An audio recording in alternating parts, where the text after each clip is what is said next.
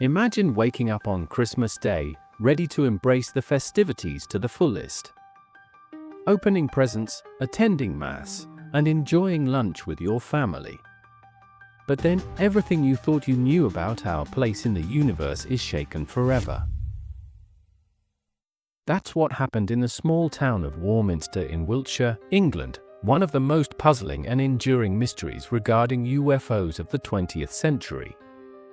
Known as the Warminster Thing, this phenomenon captured the imagination of UFO enthusiasts and skeptics alike. What unfolded in this quaint town was a series of unexplained sounds, sightings, and experiences that defied conventional explanation and left an indelible mark on local lore. Want to know more about it? Like the video and come with me on this mysterious journey. The first notable event linked to the Warminster Thing occurred on Christmas Day in 1964. Residents reported hearing an eerie and loud droning noise that seemed to emanate from the sky. This sound was described as a crackling or whirring noise, accompanied by a vibration that some said was powerful enough to shake windows and rattle doors. These disturbances were localized yet difficult to trace to any specific source. A woman, named Marjorie By, was among the first to document the experience. She claimed that as she walked to church early that morning, a strange sound descended upon her. It was so intense that she fell to the ground, feeling as though invisible forces were pressing against her. Her account was later corroborated by others who had similar experiences, sparking widespread intrigue. The fact that this event occurred on Christmas Day only deepened the sense of mystery. Some speculated that the timing was symbolic, tying the phenomenon to themes of divine intervention or cosmic significance. The idea of extraterrestrial visitors choosing Christmas, a time celebrated for peace and goodwill, added an almost poetic layer to the unfolding events. While the initial reports focused on sounds, it didn't take long for visual phenomena to join the mix. Residents began reporting sightings of strange lights in the sky. These lights were often described as glowing orbs, pulsating and moving erratically. Some appeared to hover over Warminster, while others zipped away at impossible speeds. The descriptions varied, but many agreed on their unearthly quality. One particularly famous sighting came from Arthur Shuttlewood, a local journalist who would go on to become one of the phenomenon's most vocal proponents. Shuttlewood recounted numerous encounters with unusual aerial phenomena, often involving brightly lit objects that seemed to defy physics. His detailed accounts helped to draw national and even international attention to the Warminster Thing. Some theorists began linking these sightings to traditional Christmas imagery. The glowing orbs were compared to the Star of Bethlehem, a celestial guide in the Nativity story. Could these lights have been modern interpretations of that ancient phenomenon?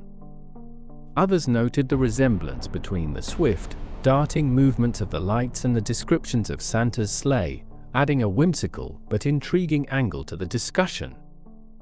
By 1965, Warminster had become a hub for UFO enthusiasts, paranormal investigators, and curious onlookers.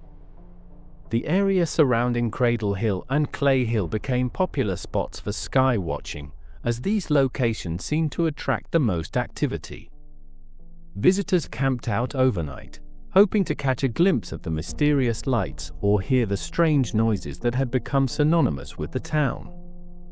The sightings and experiences weren't limited to the sky. Some residents reported finding scorched grass and unusual markings on the ground.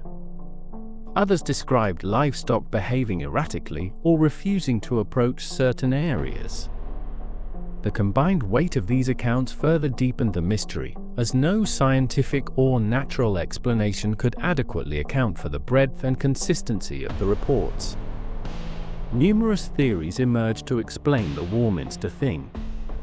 Skeptics suggested that the sounds could have been caused by military exercises, as Salisbury Plain, a major training ground for the British Army, is located nearby.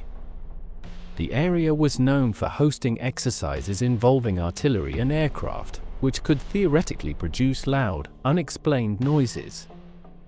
However, this explanation fell short for many. Witnesses insisted that the sounds and lights they observed bore no resemblance to conventional aircraft or military activity. The absence of visible planes or helicopters during many of the events added to the skepticism surrounding a purely military explanation. Others speculated that the phenomenon could be attributed to natural but rare geophysical processes, such as earth tremors or atmospheric disturbances. While plausible in some instances, these theories didn't account for the reports of lights or the electromagnetic disturbances described by some witnesses. A more imaginative theory tied the Warminster Thing to the idea of extraterrestrial visitors deliberately choosing Christmas as a time to make their presence known. Advocates of this theory suggested that the timing was not coincidental but symbolic, perhaps indicating an awareness of humanity's cultural and spiritual milestones. Could the lights and sounds have been an otherworldly attempt to convey a message of peace or unity? Others went further, drawing parallels between the mysterious aerial phenomena and the concept of Santa Claus. The glowing orbs, rapid movements, and widespread sightings on Christmas Day evoked imagery of a magical sleigh traversing the night sky. Could it be that these strange beings have always been behind the ancient tales of Christmas? If they consistently choose this date to visit us, perhaps all the iconography linked to the holiday season is, in fact, a misinterpretation of UFO sightings. While far-fetched, this theory captured the imagination of those who saw the Warminster Thing as part of a larger, mythic narrative.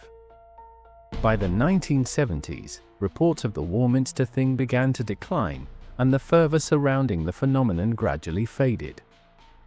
However, the events left a lasting legacy in the town and in the broader field of ufology.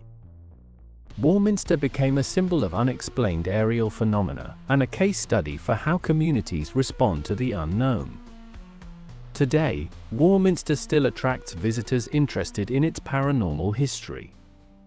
The town has embraced its unique claim to fame, hosting UFO-themed events and maintaining an air of mystery about what truly happened in those years. The Warminster Thing serves as a reminder of humanity's enduring fascination with the unexplained and the possibility of life beyond our planet.